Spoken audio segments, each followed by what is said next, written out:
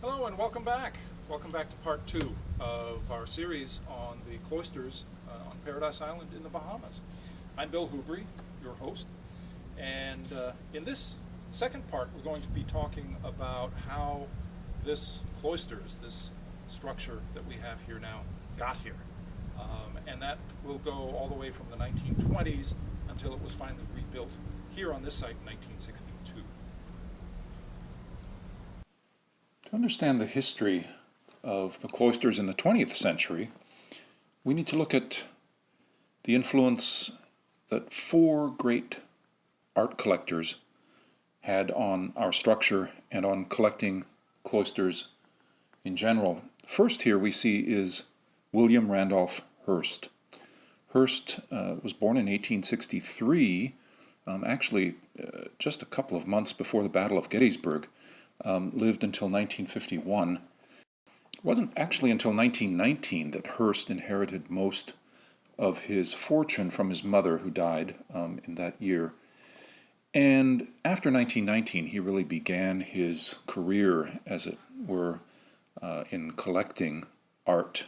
Was really one of the greatest art collectors and had the greatest art collection, certainly of the 20th century, valued up to $37 million at one point.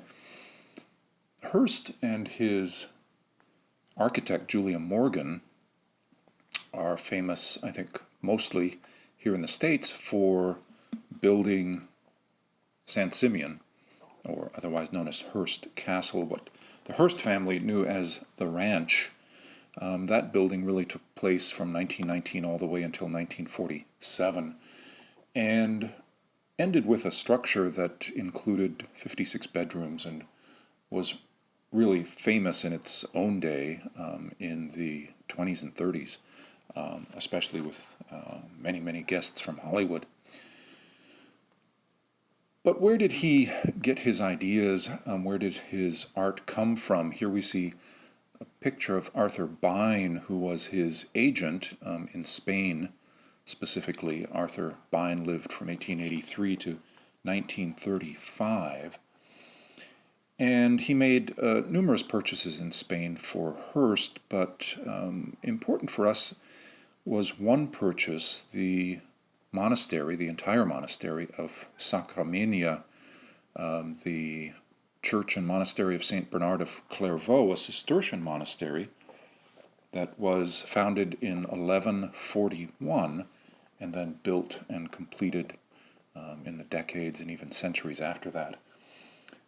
Sacramenia was active until 1835, when the monks were then forced to leave and it fell into disrepair. Arthur Bine and, of course, then William Randolph Hearst purchased the monastery in 1925, and in the course of 2 or 3 short years, Bine, who was the agent on site, actually managed with a crew of workmen to dismantle the entire monastery, put it into over 10,000 crates. There were something like 35,000 individual stones weighing about 2,500 tons, crated it all up and shipped it to Hearst's warehouse in New York. Now, right around that time, Hearst was also looking for other material for his ranch, for the San Simeon estate, and he went to Parisian art dealers, for instance, and purchased from them various architectural elements, and statues, and materials, including pillars and capitals and things that came from various cloisters, including Montrejos and other monasteries in southwestern France, such as those at Tarbes and Auch.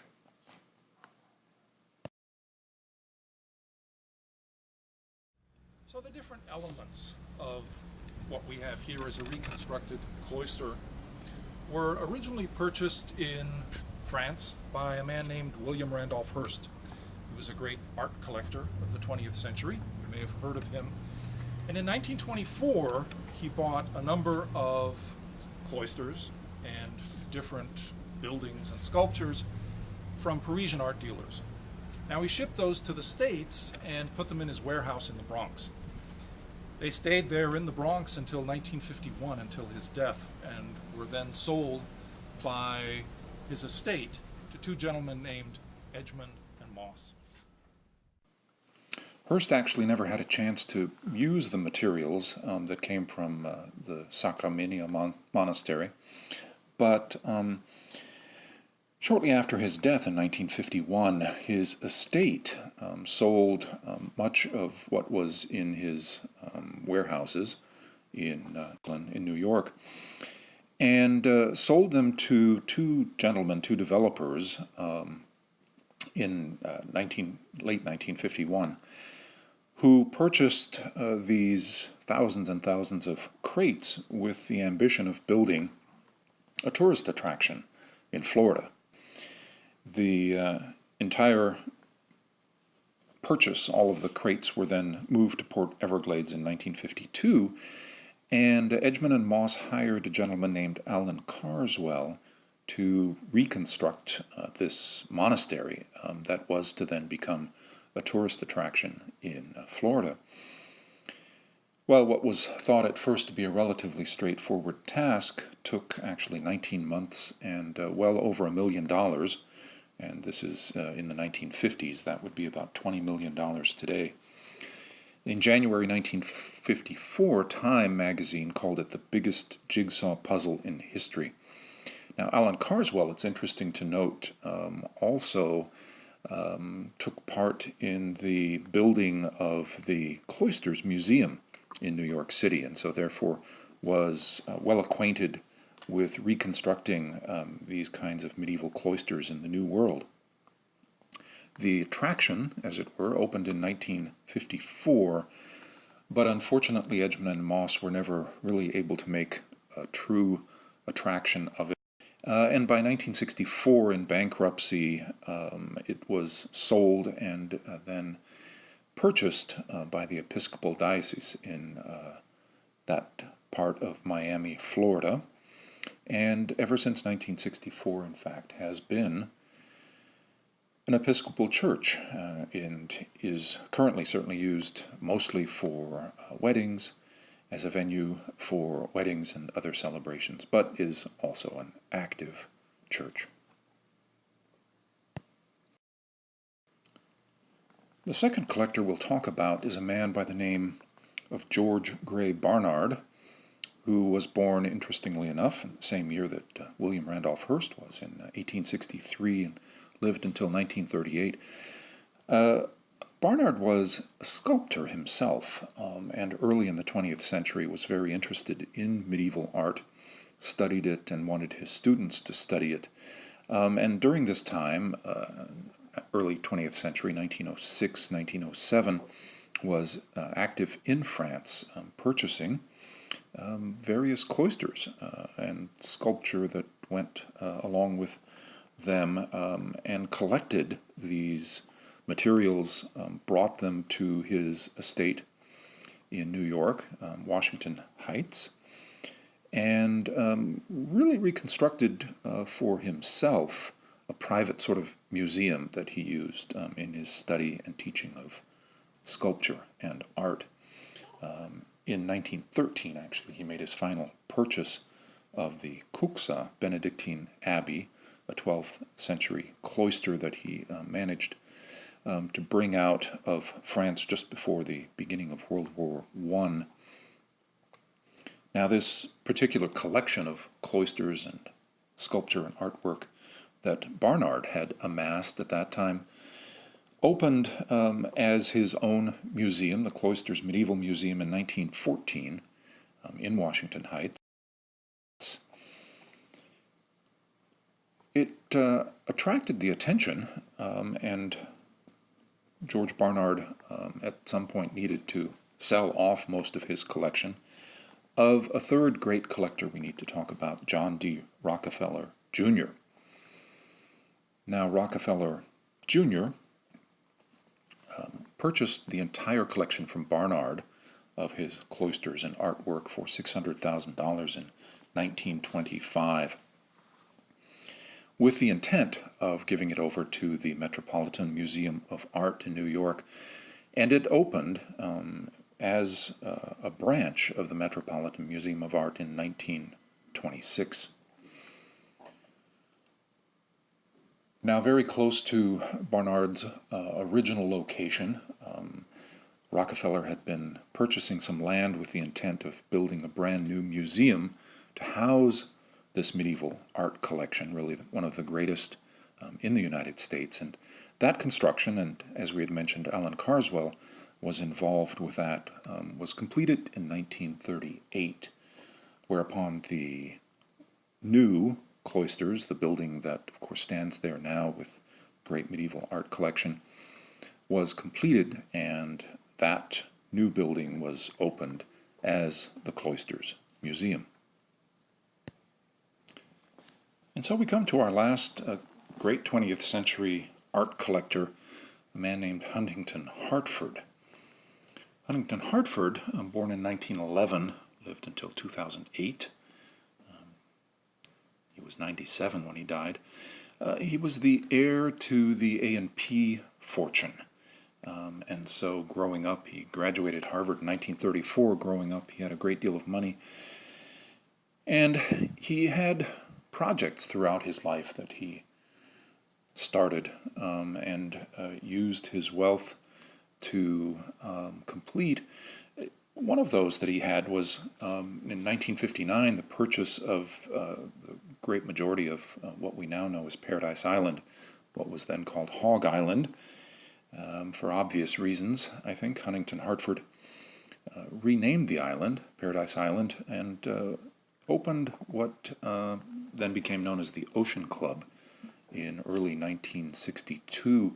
The intent really was to create a kind of French Riviera experience, really a high-end experience for guests and tourists in what, of course, still is the one and only Ocean Club, a fantastic venue with an absolutely stunning location.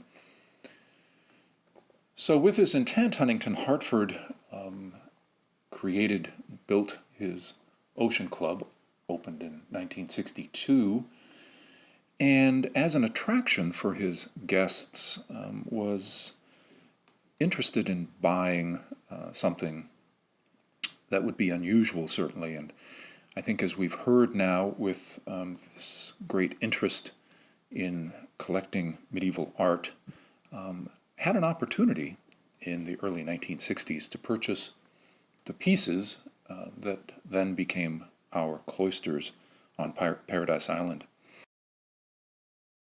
And so he had a gentleman named Jean-Jacques Castelman, who was Belgian, and had been working in various kinds of stone, including artificial stone, put this puzzle back together again.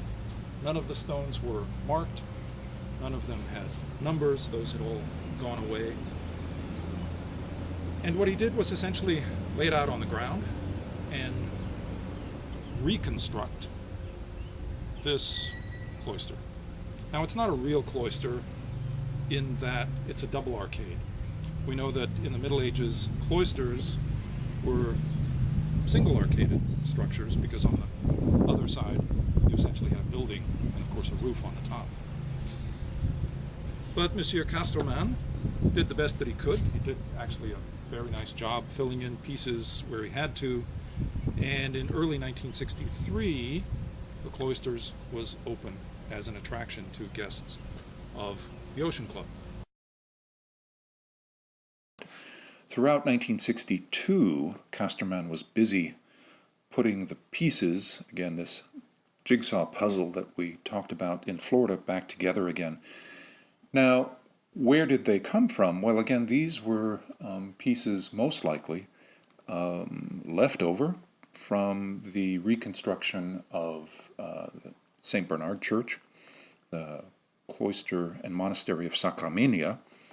They came then originally from that warehouse where Hearst had stored them for all those years, were left in Florida, where Huntington Hartford, just around the time that the ancient Spanish monastery attraction was going bankrupt, was able to buy remnants from these various cloisters that Hearst had purchased in southwestern France in 1924 and 1925.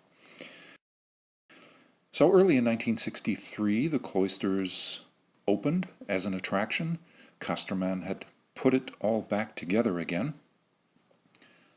As a footnote, it's interesting to note that Huntington Hartford, who lived in New York City most of his life, moved back to the Bahamas in 2004 and was cared for by his daughter Juliet, and his daughter cared for him until his death in 2008. Huntington Hartford is buried in the Bahamas, outside of Nassau, and of course, as a great legacy, he leaves us not only the one and only Ocean Club, but our beloved Cloisters as well. Well, that's the end of part 2. Thanks for watching. I hope you enjoyed it and learned a little bit about how our Cloisters got from southwestern France all the way here to Paradise Island in the Bahamas. So join us for part 3, where we'll talk about the different architectural elements, columns, capitals, archways. Talk a little bit about how we can date those and how this structure was put back together again. See you then.